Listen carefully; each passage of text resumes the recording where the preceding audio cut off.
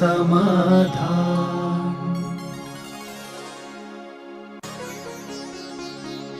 नमोस्तु गुरुदेव।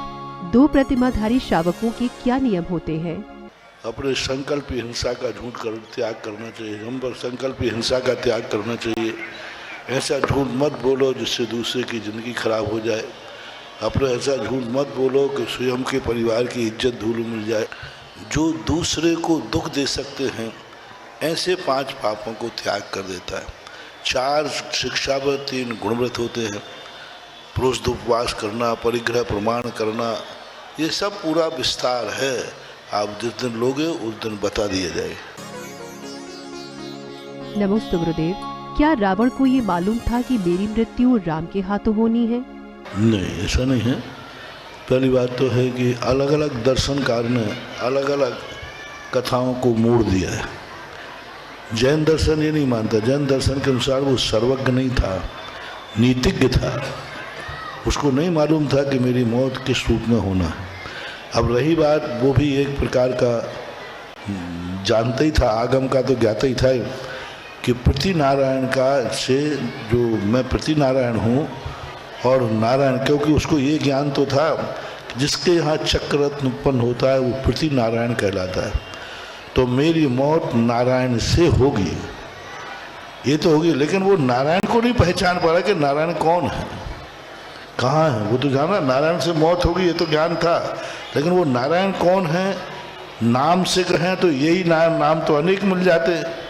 वो निर्णय नहीं कर पा रहा था जो मेरे सामने आए हैं वो नारायण है या नहीं है। एक दूसरी बात है, अन्य दर्शनकारों में भी कई बार ऐसी चीज़ों के संबंध में है कि वो मरने के लिए उसने सब कुछ किया था, लेकिन ये बात कुछ बैठती नहीं है, ठीक नहीं।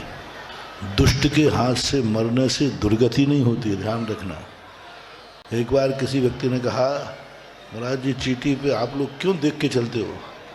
अरे चींटी मरने दो, और भाग क्यों उनके के महाराज के पैर से मरी, वो तर जाएगी। अरे मैंने कहा कि मेरे पैरों से जो मरता है वो तर जाता है। मैंने कहा भाई साहब पहले मैं आपकी गर्दन पे रखता हूँ, क्योंकि आप तर जाएंगे, क्योंकि तर जाते नहीं। महानुभाव, किसी अच्छे आदमी के द्वारा मरण होने पर उसकी सदगति हो ऐसा कोई नियम नहीं है, और किसी दुष्ट ने मारा हो तो दुर्गति होगी ऐसा भी कोई नियम नहीं है, क्योंकि दुष्टों ने कितने को मारा है लेकिन उनकी सदगति हुई। नमोस्तु गुरुदेव। गुरुदेव, आपके चरण जहाँ पड़ते हैं वहाँ का अतिशय अपने आप बढ़ जाता है। क्या ये अतिशय आपका है या उस तीर्थ क्षेत्र का? मैं कोई अतिशय नहीं करता हूँ, वह इतना जरूर है कि मैं अतिशय को पहचानता हूँ। मैं अतिशय नहीं करता हूँ, पर इस मूर्ति में अतिशय है ये पहचानता जरूर हूँ। मैं अतिशय नहीं करता हूँ, इस मंदिर में अतिशय है ये पहचानता जरूर हूँ। मैं भक्तांबर नहीं लिखता हूँ, लेकिन भक्तांबर में अतिशय है ये जानता हूँ।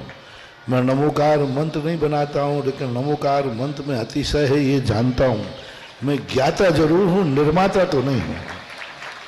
ज्ञान जरूर है कि कौन मूर्ति में, कैसी मूर्ति में कैसा रूप है, उसका जरूर मुझे पहचान मेरे लिए। और जिसको आज तक जिस मूर्ति को अभी तक पहचाना है, अभी तक तो उसमें फैल हुआ नहीं। जिसका अतिशय देखा है उसने अतिशय दिखाया ही है। अभी तक जितने भी, चाहे छोटे क्षेत्र हों चाहे बड़े क्षेत्र हों, एक भी क्षेत्र ऐसा नहीं है जिसकी शक्ति की पहचान मैंने की हो। और उस शक्ति को लेकर के हमने जब उद्घाटित किया तो जरूर वो सारे क्षेत्र सारी दुनिया के लिए लाभकारी हो गया। मैंने शांति धारा की शक्ति देखी, मैंने नहीं धरती उसमें डाली थी, मैंने शक्ति नहीं डाली, मैंने शक्ति देखी कि इतनी बड़ी निधि हमारे जैनियों के पास है और जैनी कहाँ भटक रहे, कहाँ दुनिया के झाड़ा फाड़ा लगवाते हैं। इतनी अलौकिक शक्ति बड़ी, उस शक्ति को मैंने पहचाना और पहचान करके जो दुनिया के सामने रखा। आज सारा भारत उस शक्ति से लाभान्वित हो रहा है। शक्ति थी उसमें, पहचानने वाला नहीं था। दुनिया में सब कुछ भरा है, मात्र खोजने की जरूरत है। विज्ञान कुछ करता नहीं है, विज्ञान खोजता है। हमें खोजना है इन मंत्रों में, इन पूजाओं में, इन जो हमारी ऋचाएँ हैं आचार्यों ने कही, इन सब में कोई ना कोई शक्ति छुपी है, ऐसा मानना। नमोस्तु गुरुदेव। सम्यक दर्शन को कितने दिनों में प्राप्त कर सकते हैं और कैसे? गृहस्थ में मनुष्य जो है 8 वर्ष, जन्म के 8 वर्ष अंतर मुहूर्त के बाद सम्यक दर्शन प्राप्त कर सकता है। उज्ज्वल वीर सेन स्वामी महाराज ने एक स्थान पर वर्ष पृथकत्व शब्द का प्रयोग किया है।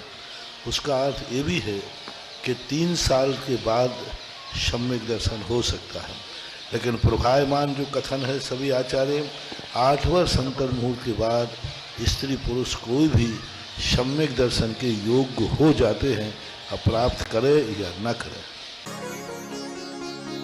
नमोस्तु गुरुदेव। हम 12 भावना क्यों पढ़ते हैं? 12 भावना स्वरूप का चिंतन है, सृष्टि का स्वरूप है। सृष्टि कैसी है उसको हम नहीं देख सकते हैं, तो कम से कम भावना तो भा सकते हैं।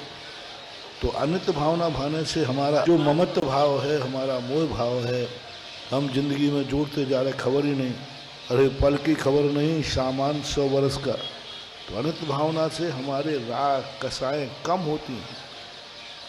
असुचि भावना से हमारा शरीर के प्रति हमारा राग भाव कम होता है। आसन भावना से हम यहाँ वहाँ भटकते रहते, निमित्त बुद्धि वो कम होती है।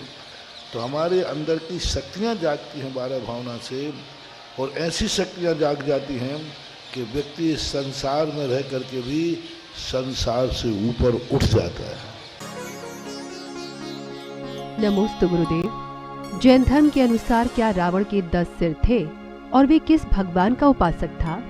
रावण के जो 10 शीश नहीं थे, बचपन में जब खेल रहा था राता रत्न स्रव उनका नाम था, वो रत्नों का हार पहने हुए थे, तो एक साथ उन्हें अपने हार में उसके 10 शीश दिखे, तो उसका नाम उनके पिताजी ने दशानन नाम रख दिया। और वो मुनि सुब्रत नाथ भगवान के समय में हुए हैं। मुनि सुब्रत नाथ भगवान को मोक्ष हो चुका था, उसके बाद रावण हुआ, यानी मुनि सुब्रत नाथ भगवान के समय का। उपासना के संबंध में ऐसा कहते हैं कि रावण के महल में शांतिनाथ भगवान का चैत्यालय था, इसलिए वो शांतिनाथ भगवान का उपासक था। नमोस्तु गुरुदेव। श्रावक प्रतिक्रमण में रौद्र ध्यान के 4 रूप बताए गए हैं, कृपया इनके बारे में बताएं। पाप करना और पाप में आनंद मनाना।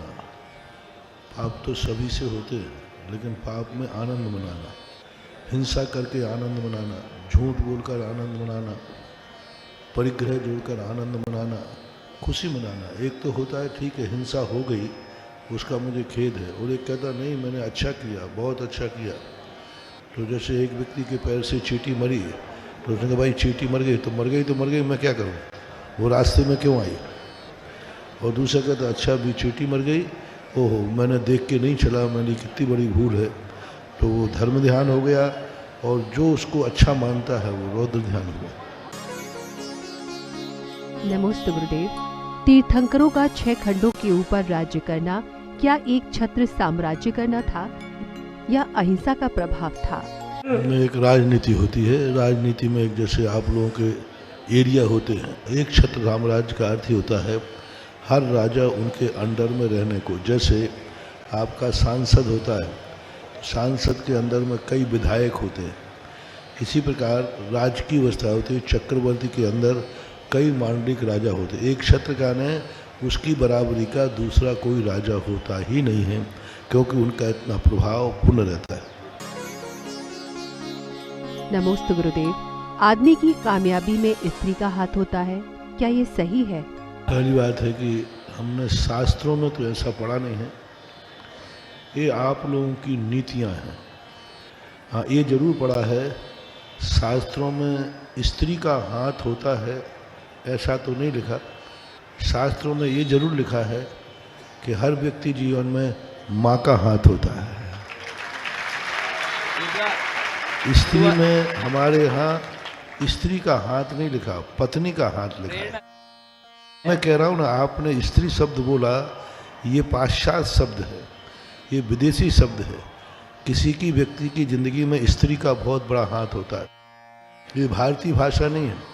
किसी की जिंदगी में उसकी माँ का बहुत बड़ा हाथ होता है, पत्नी का बहुत बड़ा हाथ होता है, बहन का बहुत बड़ा हाथ होता है, सासू का बहुत बड़ा हाथ होता है, लेकिन स्त्री का हाथ होता है ये नहीं, उस संबंध का हाथ होता है। हमारे यहाँ स्त्री से भी बड़ा संबंध है जो टाइटल है। स्त्री बहुत छोटी होती है, स्त्री से माँ बहुत बड़ी होती है। नमोस्तु गुरुदेव। आत्महत्या करने वालों की आयु पूर्ण हो जाती है या आयु का बंध शेष रहता है? आयु बंध जिनकी अकाल मरण होती है, आयु बंध तो पूर्ण खत्म हो जाती है। जैसे एक मटके में पानी भरा है, एक एक बूंद करके निकल रहा था, वो दिन भर में खाली हो पाता, लेकिन किसी ने कंकड़ मार दिया तो मटका फूट गया, तो पूरा मटका तुरंत 1 मिनट में खाली हो गया। लेकिन मटका तो खाली हुआ ही, वो जो 12 घंटे में खाली होना था वो 1 घंटे में खाली हो गया। इसलिए आयु तो क्षय पूरी हो जाती है, लेकिन वो धीरे धीरे होने की अपेक्षा एक साथ क्षय हो जाती है आत्महत्या करने वाले की। नमोस्तु गुरुदेव। पदयात्राओं का क्या महत्व है और इसका क्या फल मिलता है? पदयात्राएं सदा से पुराने जमाने से होती आई। पदयात्रा एक अपनी श्रद्धा और आस्था का प्रतीक है। पदयात्रा करने से व्यक्ति जब तीर्थ यात्रा को जाता है तो जो पृथ्वी की एनर्जी उसको मिलती है, वह एनर्जी उसका तीर्थ वहीं से शुरू हो जाता है जहाँ से वो एक कदम रखता है। और जो पृथ्वी की जब उसकी भावना है कि मैं तीर्थ यात्रा पर जा रहा हूँ, तो पृथ्वी भी उसको इतनी एनर्जी देती है कि वह इतनी एनर्जी वाला हो जाता है पहुँचते पहुँचते कि वह तीर्थ का पूर्ण लाभ ले लेता है। ऐसा नमोस्तु गुरुदेव। काल लब्धि क्या है? काल लब्धि कुछ नहीं है, जिस काल में हम कार्य करते हैं उसको वह कार्य कहते हैं। जैसे अपन इस समय जिज्ञासा कर रहे हैं तो जिज्ञासा काल है, यदि जिज्ञासा नहीं कर रहे होते, कुछ और कर रहे तो और का काल लब्धि प्रत्येक जीव की अलग अलग है। इसी समय अपन यहाँ जिज्ञासा कर रहे हैं, कोई इस समय दुकान पर बैठा हुआ उसका व्यापार की काल लब्धि है, किसी व्यक्ति भोजन कर रहा होगा तो उसकी काल लब्धि है, कोई झगड़ा कर रहा होगा तो झगड़े की काल लब्धि है। काल लब्धि किसी एक व्यक्ति, प्रत्येक व्यक्ति जिस समय जो कार्य कर रहा है उसकी वह काल लब्धि है। काल लब्धि ऐसी नहीं कि एक काल में सबका एक से ही काम हो, तो इसलिए काल नाम की कोई चीज़ नहीं है। जिस समय जो कार्य करते हैं वह टाइटल उस काल को दे दिया जाता है, यही काल लब्धि है। नमोस्तु गुरुदेव। 10 लक्षण में लगने वाले संस्कार शिविर में मिले संस्कार को हम अपने व्यक्तिगत जीवन, सार्वजनिक जीवन और गृहस्थ जीवन में किस प्रकार पर चलाएं? वस्तुतः साधु कभी कोई शिविर लगाता है, साधु किसी को समय देता है तो स्मशान घाट जैसे वैराग को नहीं देता। वो तो मंगलाचरण करता है, बीजारोपण करता है। यहाँ तो मात्र शिक्षा दी जा रही, जैसे विद्यार्थी स्कूल में पढ़ता है, लेकिन जो पढ़ाई की है उसका लाभ तो उसे फील्ड पे मिलता है। ऐसे ही यहाँ तो 10 दिन को शिक्षा दी जा रही है और इनको इतना शिक्षित किया गया है कि ये पूरी जिंदगी भर इसका लाभ लेंगे। अभी दोपहर में इसका प्रमाण पत्र था कि मैंने जो यहाँ दिए इनको सबको जीवन भर के लिए त्याग दिया। व्यसन मुक्ति, 10 दिन के लिए नहीं, व्यसन की मुक्ति, समस्त प्रकार के व्यसनों की मुक्ति के लिए इनको और भी संस्कार दिए गए जो आज कुरीतियों के आता है। स्वदेशी वस्तु का उपयोग करने की नीति, अपने राष्ट्र के प्रति समर्पित की नीति, ये सारी नीतियाँ अभी दोपहर में 2 घंटे एक एक व्यक्ति ने जीवन भर के लिए। हमने जैसे आपने पंचकल्याण की बात की, हम मंदिर का पंचकल्याण जब ही करते हैं जब वहाँ के सारे लोगों को ये कहते हैं ये भगवान मंदिर भगवान के लिए नहीं बनाया गया है, ये भक्तों के कल्याण के लिए बनाया गया है। यदि आप यहाँ कल्याण करेंगे तो मैं सूर्य मन देता हूँ, अन्यथा मैं देता नहीं। क्योंकि साधु की संगति से जो चीज़ मिले वह तात्कालिक ना हो, यूज एंड थ्रू ना हो, वो अपने आप में एक बार जीवन में उतर जाए तो बहुत उतर जाते हैं। तो अभी तक के शिविरों का ऐसा रिजल्ट रहा है कि 98% तो जो शिविर में आता है वो जिंदगी भर का शिविरार्थी हो जाता है।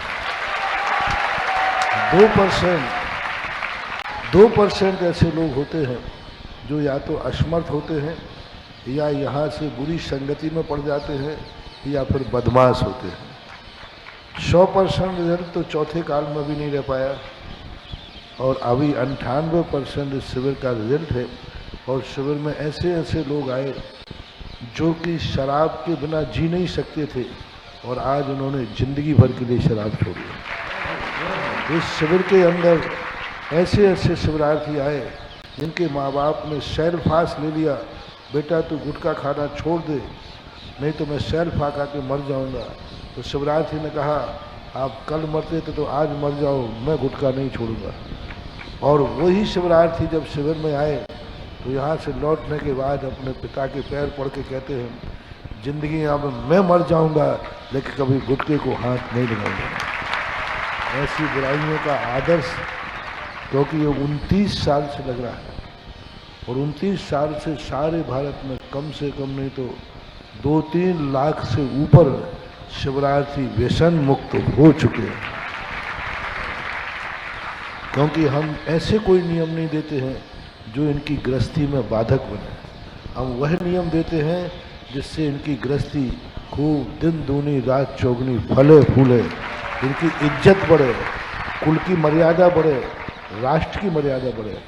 एक व्यक्ति खराब होता है कुल कलंकित होता है, कुल कलंकित होता है मोहल्ला कलंकित होता है, मोहल्ला कलंकित होता है नगर कलंकित होता है, नगर कलंकित होता है प्रांत कलंकित होता है, प्रांत कलंकित होता है देश कलंकित हो जाता है। मैं इनको एक ही शिक्षा देता हूँ, ऐसी कोई गलती नहीं करना तुम्हारी गलती के कारण राष्ट्र कलंकित हो। तुम्हारी गलती के कारण एक आतंकवादी जिस राष्ट्र में पैदा होता है सारा विश्व देश को आतंकवादी कहता है। और इनको हमने ये भी शिक्षा दी कि अपनी ज़िंदगी में एक नियम लेके जाओ, हम अपने कभी भी ऐसा कोई अपराध नहीं करेंगे अपने माँ के जेल में बंद होना। भारत माँ है हमारी और यहाँ के जो जेल हैं अपनी माँ के जेल में ऐसा कोई अपराध मत करना कि तुम्हें देश के जेल में बंद होना पड़े, क्योंकि ये जेल और कोतवाली तो दुश्मनों के लिए बनाई जाती है। जो देशद्रोही होते हैं दुश्मन होते हैं उनके लिए होते हैं, और तुम लोग ऐसे अपराध करो कि जेल में बंद होना पड़े तो ये तो। और मैं कहीं भी जाता हूँ मंत्री जी, जेलों में खूब प्रवचन देता हूँ, वहाँ 2 बातें जरूर पूछता हूँ कि जेल में जैनी कितने, और फिर पूछ रहा हूँ इस जेल में कोई शिविरार्थी तो नहीं जो 29 साल से शिविर में आ रहा हो। पहली बात। और जब ये बात मुझे पता चलती है तब मैं उसको कहता हूँ तुम अपराध नहीं किया है, तुमने गुरु पर जैन धर्म को कलंकित किया है। तो इस प्रकार एक नीच व्यक्ति अपराध करता है तो क्षम होता है, एक उच्च व्यक्ति अपराध करता है तो वो अक्षम हो जाता है। ऐसा प्रयास तो चल रहा है, अब कितना सफल होता है कितना नहीं। सुधा समाधान।